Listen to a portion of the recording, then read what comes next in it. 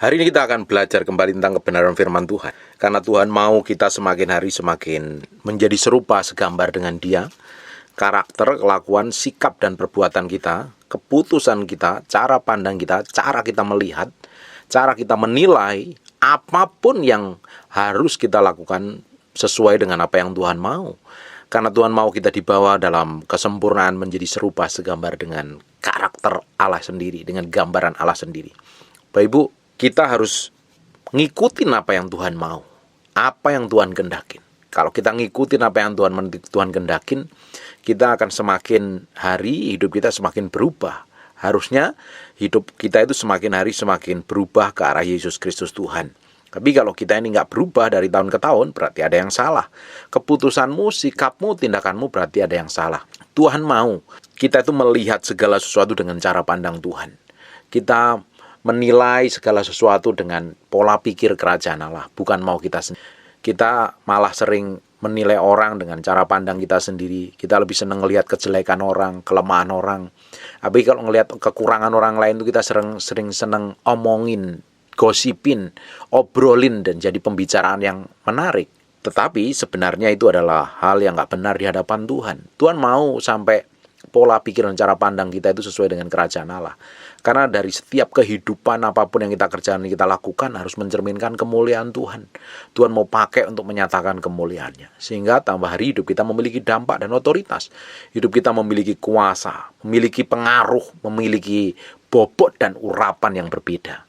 Harusnya normalnya sebagai anak Tuhan yang katanya mencintai Tuhan, katanya mengasihi Tuhan, dan katanya rajin ibadah ke gereja, harusnya hidup kita semakin hari memiliki bobot, memiliki kuasa, memiliki otoritas, memiliki pengaruh. Coba sekarang cek sampai kedalaman hati kita masing-masing. Bagaimana dengan perjalanan hidup kita setiap hari? Apa benar hidup kita ini tambah hari tambah berjalan ke arah Yesus Kristus, atau malah sebaliknya? Apa benar hidup kita ini semakin hari semakin diubahkan menjadi serupa segambar dengan Tuhan? Normalnya menurut kacamata Tuhan, hidup kita semakin hari semakin diubah menjadi serupa segambar dengan Tuhan. Semakin menuju keilahian Yesus Kristus, itu manifestasi itu real di dalam kehidupan kita sehari-hari. Harusnya kehidupan kita yang normal secara rohani itu seperti itu. Bukan malah hancur, bukan malah jahat, bukan malah hidup dalam dosa, bukan malah hidup nyakitin orang lain dan jadi batu sandungan orang lain. Kita harus menaruh sepenuhnya hidup kita di dalam tangan kuasa Tuhan, biar Roh Kudus sendiri yang pimpin dan urapi. Hidup kita harus dipimpin dan diurapin Tuhan, dibawa Tuhan dalam pusat kehendaknya. Semakin hari hidup kita semakin menyerupai Yesus Kristus Tuhan.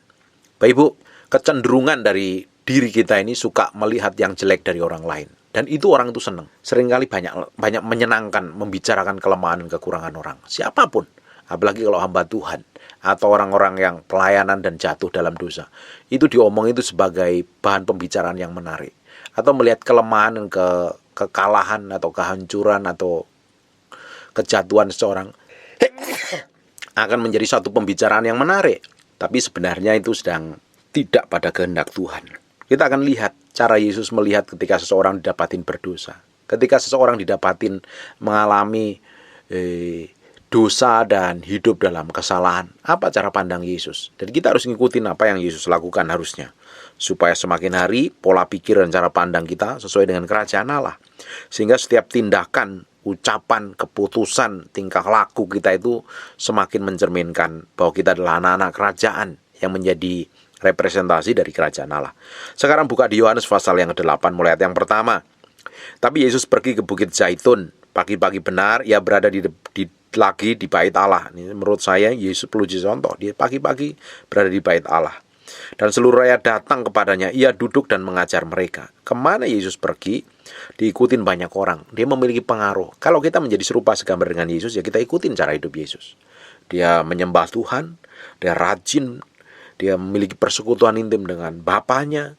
Dan hidupnya memiliki dampak dan otoritas. Kalau hidupmu memiliki dampak dan otoritas, apapun yang kamu kerjakan, apa yang kamu lakukan, memiliki dampak dan orang diubahkan melalui kehidupan kita, kita harus nempel kepada Tuhan. Gak ada yang lain.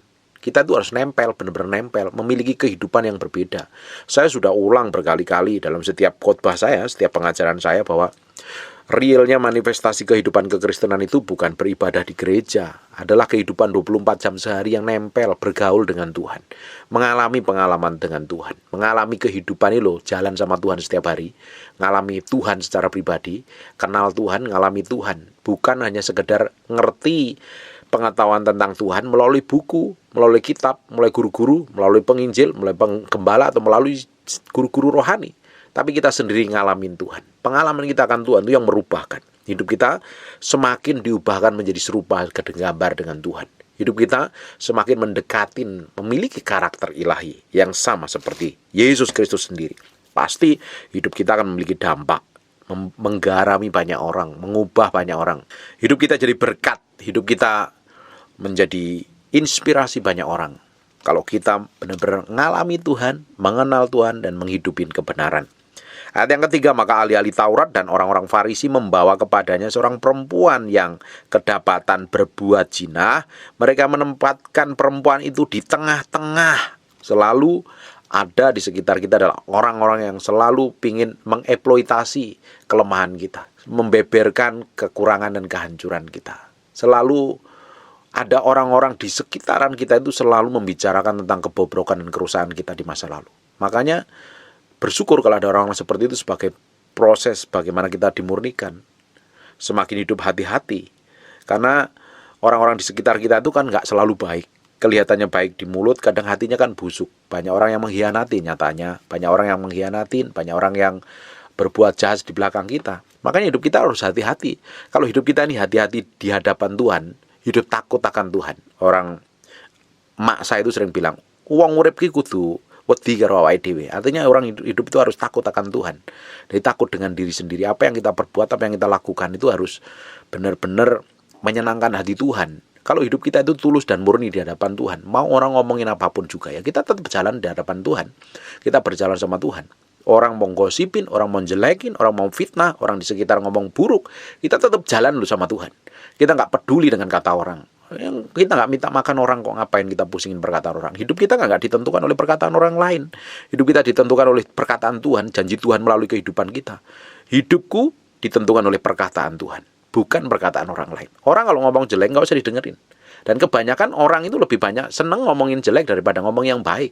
Apalagi orang yang ngaku rohani, tapi kenyataannya kelakuannya busuk dan jahat itu kalau ngomong menyakitkan itu malah membuat kita bisa terluka loh. Makanya kita mesti jagain hati kita. Ini orang Farisi, ahli-ahli Taurat nih, orang ngerti Taurat Tuhan, ngerti kebenaran, tapi nggak ngidupin kebenaran, malah mau jebak. Ayat yang keempat, lalu berkatalah Yesus, Rabi, perempuan ini tertangkap basah ketika ia sedang berbuat zina.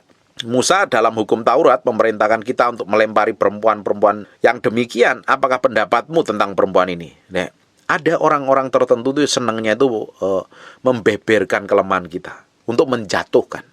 Memang banyak orang-orang seperti itu. Nah, kalau orang yang benar, orang yang ngerti kebenaran itu, ketika kita mengalami kelemahan, kita akan ditopang, didoakan, diberikan semangat, didorong untuk hidup kudus, hidup benar, untuk berbalik kepada Tuhan. Bukan malah direndahkan, dijatuhkan, dieksploitasi, diumbar, digosipin. Lah, kalau ada orang di sekitar kita yang kerjaannya seperti itu, jauhin. Siapapun itu, nggak usah bergaul sama mereka. Apalagi kalau ketemu dengan orang-orang di sekitaran hidup kita, mau teman, mau keluarga, mau sahabat, mau tetangga, mau teman di gereja, teman di bisnis, kerjaan, atau dimanapun juga, kalau kerjaannya ngomongin orang lain, jelekin orang lain, hati-hati. Suatu hari dia akan bisa jelekin kamu di depan orang. Hati-hati dengan orang model kayak begini. Kalau senangnya ngomongin jelek orang lain di depan kita, nuduh orang lain di depan kita, menyebarkan gosip orang lain di depan kita, suatu hari orang itu juga akan bisa melakukan terhadap kita kepada orang lain. Dia akan jelekin kita, dia akan musuhin mungkin malahan, fitnah, nusuk dari belakang, berkhianat terhadap kita. Dan dia akan ngomong yang jelek kepada orang lain tentang diri kita. Orang-orang model kayak begini jangan ditemenin, jangan dideketin. Didoakan saja, nggak perlu bergaul. Kalau nanti kita bergaul dengan orang-orang model kayak begini, orang yang tajam begini nih, nanti hati kita tuh luka. Kita kan jauh lebih baik bergaul dengan orang baik. Kalau udah orang buruk, cukup kita tahu ya jangan bergaul. Nanti kita malah ketularan. Bukan kalau kita ngomong, pergaulan yang buruk akan menghancurkan kebiasaan yang baik. Ya kita harus tahu diri kalau kekuatan kita itu sampai mana. Kita juga tahu orang lain itu kayak seperti apa. Seseorang akan ketahuan dari apa yang dikatakan loh. Seseorang akan ketahuan isi hatinya itu seperti apa dari apa yang dikatakan, apa yang dibicarakan, apa yang diomongin. Kalau udah tahu ngomongnya jelek, ngomongnya buruk terus, negatif terus, ya jangan ditemenin, jangan dideketin. Cukup didoain saja. Ayat 6, mereka mengatakan hal itu untuk menyobai dia, supaya mereka memperoleh sesuatu untuk menyalahkannya. Tetapi Yesus membungkuk lalu menulis dengan jari di tanah. Dan ketika mereka terus-menerus bertanya kepadanya, ia pun bangkit berdiri lalu berkata kepada mereka, barang siapa di antara kamu tidak berdosa, hendaklah ia yang pertama melemparkan batu itu kepada perempuan itu. Lalu ia membungkuk pula dan menulis di tanah. Tetapi setelah mereka mendengar perkataan itu, pergilah mereka seorang demi seorang mulai dari yang tua. Akhirnya apa? Kalau mau menyalahkan gitu ya. Karena orang itu kalau yang menyalahkan itu karena merasa benar sendiri. Orang itu kalau udah merasa benar sendiri itu, merasa kudus, merasa kenal Tuhan, merasa hebat, itu selalu nganggep orang lain itu salah. Selalu nganggep orang lain itu kurang terus. Kalau ada orang yang kayak begitu loh, hati-hati loh. Hidupmu pasti akan menderita. Yang jadi problem ketika yang selalu ngelihat jelek, ngelihat kelemahan itu pasangan hidup kita. Wah, itu jadi trouble itu. Kamu akan ngalami pikul salib sangkal diri setiap hari. Ya, bagaimana solusinya Pak? Doain biar dijamah Tuhan. Kalau dengan pasangan kita, dengan orang di lingkungan kita, keluarga kita kan kita nggak bisa lari. Tapi kalau dari orang lain yang memperlakukan sikapnya buruk kayak seperti itu kan kita bisa menjauh. Tapi dengan pasangan kita kan kita nggak bisa menjauh. Solusinya apa? Makanya sebelum nikah itu dicek dulu karakternya, kelakuan. Jangan nikah karena muka. Muka itu seringkali malah menipu. Nikah itu karena karakternya. Muka cantik kalau karakternya busuk juga nggak menarik. Ya kita tergantung lah apa yang Tuhan mau. Kalau dapat jodohnya seperti apa ya terima aja, datang dari Tuhan yang jelas. Kalau kita itu menikah tanya Tuhan dahulu, ini jodoh dari Tuhan apa tidak, itu pentingnya seperti itu. Karena nanti kalau kita salah pilih pasangan, kita akan struggle seumur hidupmu. Harusnya kau ngurusin perkara-perkara rohani, kamu hanya sibuk ngurusin pasanganmu, ngurusin hatimu. Makanya dibutuhkan sebelum nikah itu takut akan Tuhan, hidup benar, tanya Tuhan seperti apa ini jodoh saya bukan. Orang yang jodoh benar-benar dari Tuhan aja dibentuk, diproses, apalagi jodoh yang nggak dari Tuhan. Hidupmu akan struggle. Loh Pak, bagaimana kalau saya udah salah pilih pasangan? Doain, cintai, kasihi. Bawa ke hadirat Tuhan, biar Tuhan jamah. Jangan berusaha merubah pasanganmu. Jangan berusaha merubah karakter dan kelakuannya. Semakin kamu berusaha merubah, kamu akan semakin kecewa karena dia nggak akan bisa berubah. Kita itu nggak bisa merubah orang lain. Kita nggak bisa menyuruh orang lain berubah. Yang bisa kita rubah adalah diri kita sendiri. Lah orang lain, pasangan saya gimana Pak? Laporin ke Tuhan. Tuhan yang akan urusin. Tuhan yang akan beracara. Serahkan pada Tuhan. Dan mau nggak mau, ada harga yang harus dibayar. Kalau perlu doain, puasain, biar Tuhan campur tangan. Pak, dia terlalu menyebalkan. Dia terlalu menjengkelkan, terlalu kasar Pak.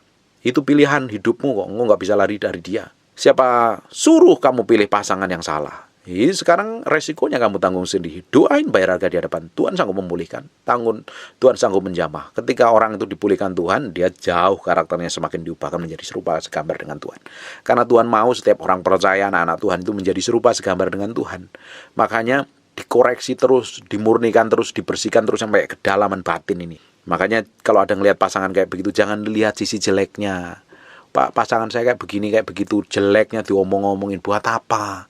Lebih baik dilaporin ke Tuhan, didoain. Jangan lihat kejelekannya.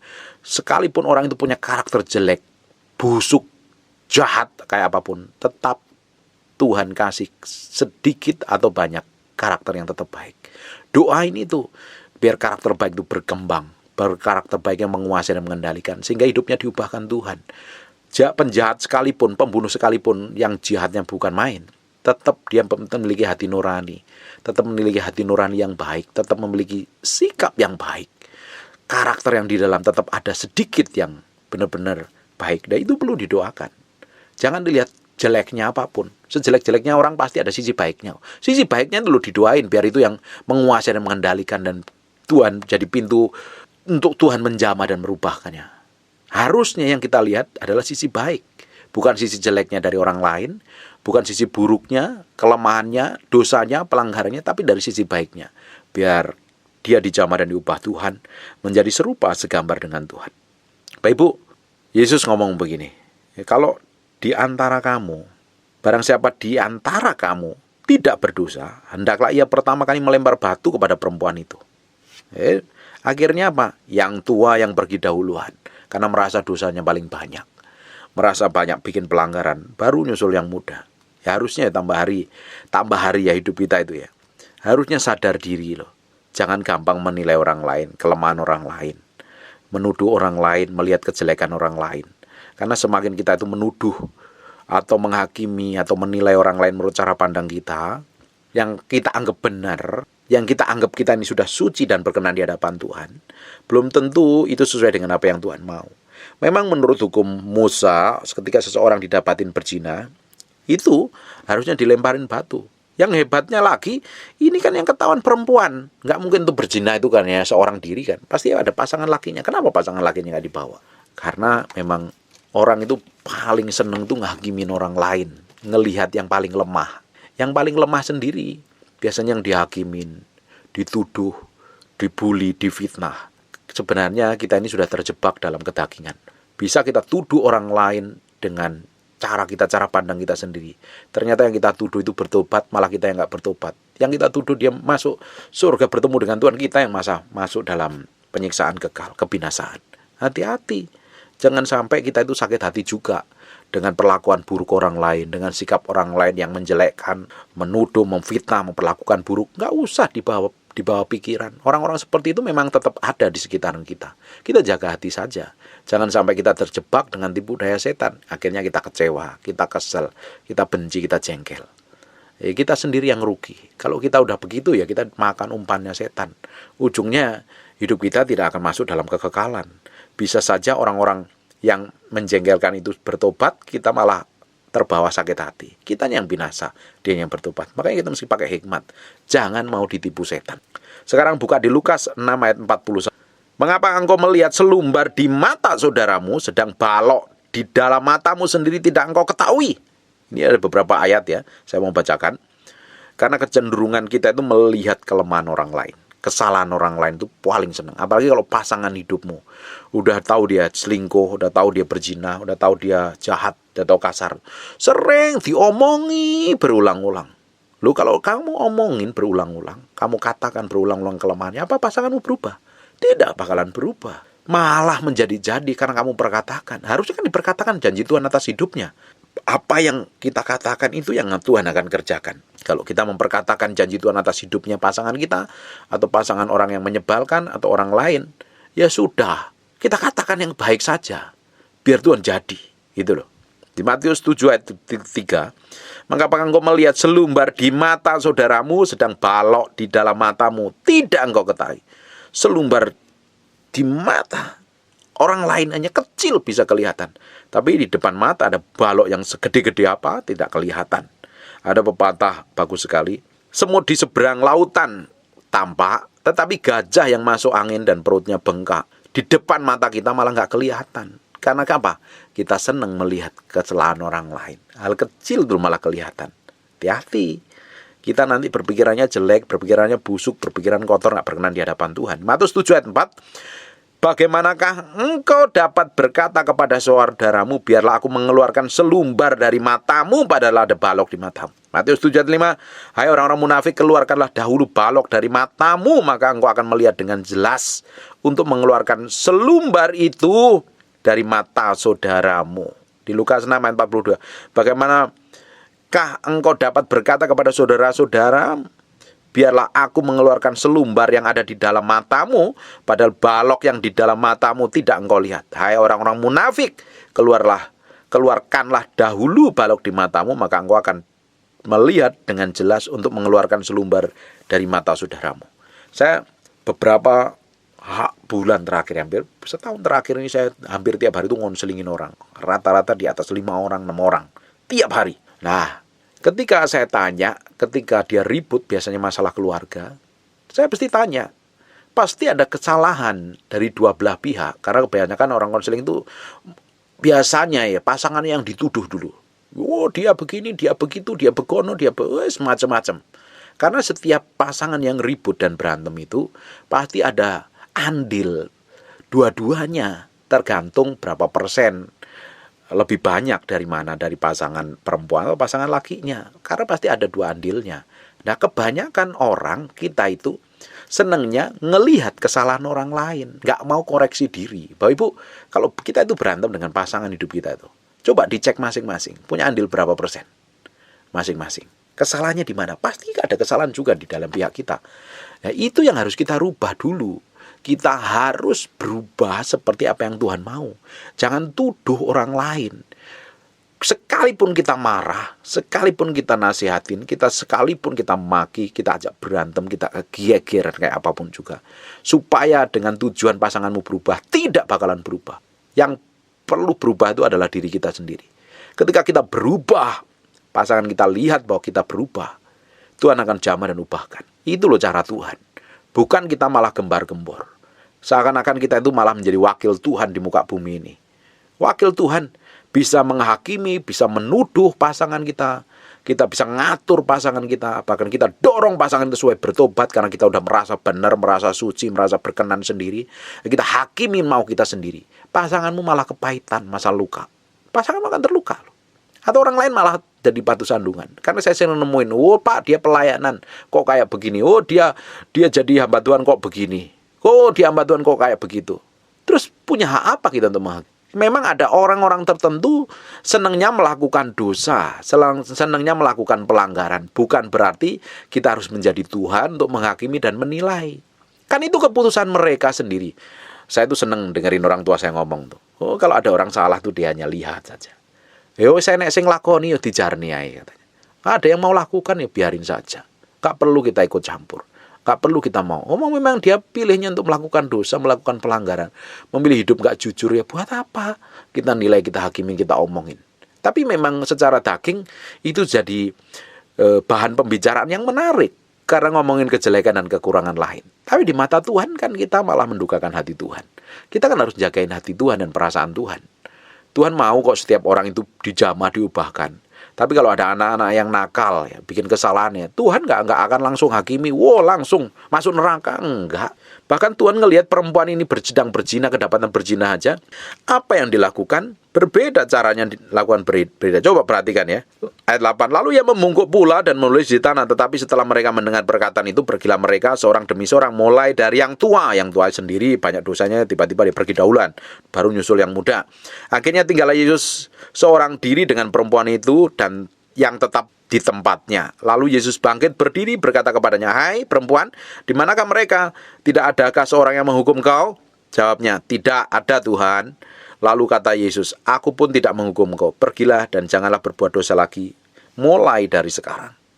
Yesus seringkali saya itu memperhatikan ketika dia bertemu dengan orang-orang berdosa melakukan pelanggaran. Dia nggak hakimi loh. Dia nggak hakimi, masuk neraka kamu binasa. Nggak seperti itu. Jangan pergilah dan jangan berbuat dosa lagi, mulai sekarang. Bapak Ibu, nanti baca di Yohanes pasal yang keempat ketika Yesus ketemu dengan perempuan yang kedapatan memiliki suami yang banyak. Dia nggak hakimi. Dia nggak keluarkan kata-kata yang mengutuk, menjatuhkan, merendahkan pun juga tidak. Tapi dia melihat cara pandang yang berbeda. Dan dia malah dijamah Tuhan, hidupnya diubah Tuhan. Bahwa perempuan itu yang kedapatan memiliki suami yang banyak itu bisa merubah sebuah kota. Tapi kita hari ini yang ngakunya hidup benar, ngakunya hidup kudus, sudah dipenuhi dengan Roh Kudus dengan tanda berbahasa lidah, sudah rajin memberikan persembahan dan tiap minggu ikut ibadah online dari gereja satu gereja yang lain, ikut ibadah onsite, bertahun-tahun di gereja. Ketika kita melihat kesalahan orang lain, terutama kesalahan pasanganmu, tiba-tiba engkau langsung menghakiminya, menilainya, seakan-akan kita sendiri yang paling suci, kudus, tak bercacat salah sejagat raya. Padahal Yesus sendiri nggak melakukan seperti itu. Suruh bertobat balik kepada Tuhan. Karena keputusan bertobat itu adalah keputusan pribadi seseorang. Karena dia mengalami kebenaran, dia kenal kebenaran, makanya dia berubah dan bertobat. Bukan karena diomel-omelin, bukan malah dimarah-marahin, malah jadi ribut dan gegeran. Dengerin, Bapak Ibu yang sedang konflik dalam keluarga. Jangan pernah hakimi pasanganmu. Wah, kamu salah, kamu berdosa. Semakin kamu hakimi, dia nggak akan berubah, semakin menjadi-jadi. Dan kamu akan kecewa. Saya temuin banyak sekali pasangan yang pingin pasangannya berubah menjadi serupa segambar dengan Yesus menurut caranya sendiri. Tidak akan berubah, malah sakit hati dan kepahitan. Cukup kita yang berubah dahulu. Kalau pasangan nggak mau berubah atau orang lain nggak mau berubah, ya kita berubah dulu. Kalau orang lain nggak bertobat, pasanganmu nggak bertobat, kita yang bertobat dulu. Kita lakukan kebenaran. Kita berjalan dalam kekudusan. Jangan dihakimi, jangan dinilai dengan cara pandang kita itu loh. Coba pola pikir kita itu mulai dirubah itu. Daripada kita menghakimi, mengingat-ingat. Wah pak, dia ke bapaknya berzina, neneknya berzina, nenek moyangnya berzina, buyut engkongnya, wah berzina semua pak. Makanya suami saya selingkuh. Nah, kamu ngomong begitu, apakah dengan ngomong begitu suamimu berubah? Kan nggak bakalan berubah. Kalau kamu ngomong di depan orangnya, malah dia sakit hati dan kepahitan, nggak bakalan berubah. Kita kan sering ngomong jelek tentang orang lain, lebih enak rasanya. Rasanya itu cespleng gitu, mantep gitu loh. Seperti orang makan kalau nggak ada cabenya itu nggak enak gitu. Ngomong jahat kayak begitu loh, ngomong jelek itu kan kayak begitu. Padahal itu melukai hati Tuhan loh. Padahal kita harusnya mendoakan, memperkatakan yang baik. Wong Tuhan saja pingin kok orang yang berdosa selamat dan bertobat dan tidak pernah ingat-ingat dosanya dalam kehidupan kita. Loh, kita sendiri itu siapa? Kita itu loh siapa dulunya? Sama-sama orang berdosa, sama-sama orang yang diubah Tuhan. Dosa kita kayak apa? Tapi setelah kita terima Yesus, kita minta ampun dan hidup benar. Yesus tidak pernah ingat-ingat dosa lagi. Tapi Yesus selalu ingat tentang masa depan kita hidup bersama Dia, memerintah di kerajaan baru, langit baru dan bumi baru. Tapi kita ngelihat pasangan kita, wais, atau ngelihat orang lain yang pernah menyakitin kita, kita bilang enak aja, aku udah pernah disakitin dan dilukai. Oh, jangan harap aku mau lagi. Seringkali kan kita ngomong kayak begitu. Aku udah kasih peringatan sekali, 2 kali, 3 kali. Sudah habis kesabaranku. Ya lah, memang kita mencoba jadi Tuhan, menghakimi orang lain. Menilai orang lain menurut cara pandang kita sendiri. Karena kita sendiri sudah merasa berkenan di hadapan Tuhan. Makanya saya nggak sengaja ngelihat beberapa video di YouTube. Ada hamba Tuhan yang berantem. Sesama hamba Tuhan yang ngakunya cinta Tuhan. Saling membeberkan kelemahan. Loh, kamu ini hamba Tuhan atau hamba setan? Kalau ngelihat kesalahan orang lain. Bukankah kasih itu menutupin pelanggaran? Malah ngobrol-ngobrolkan. Kamu ngobrol-ngobrolin kesalahan orang lain. Apa kita sendiri sudah merasa benar dan kudus di hadapan Tuhan? Belum.